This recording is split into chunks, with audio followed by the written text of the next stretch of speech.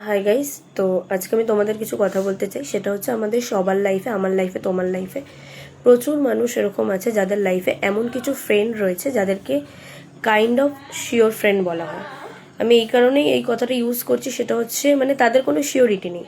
মানে ধরো তুমি যদি তাদেরকে কোনোদিনও কোনো দরকারি কল করেছো, কল করে বলছো ভাই এখানে যাবি, সে তোমাকে বলবে হ্যাঁ ভাই আমি জানাচ্ছি, মানে আমি আমার পিসিকে, দাদুকে, ঠাকুমাকে, গোষ্ঠীকে জিজ্ঞাসা করে তোকে জানাচ্ছি।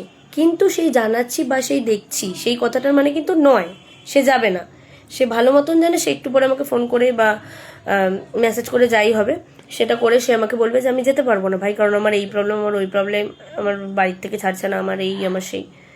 কিন্তু সে তোমাকে তাও ঝুলিয়ে রেখে বলবে না জানাচ্ছি, কারণ এটা তাদের স্বভাব। তো যেটা আমার একদমই পছন্দ নয়। তো আমি সেই সমস্ত লোকজনকেই বলতে চাই যে নিজেদের দরকার হলে ওরা ঠিক যাব, মানে তখন যখন ওরা আমাদের কল করে যে যাবে, তখন একবারে হ্যাঁ কি না যেটাই হবে বলে দিই একেবারে।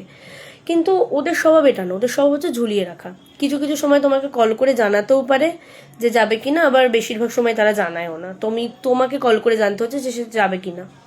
তো যাই হোক, এই সমস্ত লোকজন না মানে কেন এরকম করে আমি বুঝি না। কিছু কিছু সময় তো আমাদের মানে সব সময় তো আমরা হা হা হি হি ফাজলামো করতে যাই না, তাই না?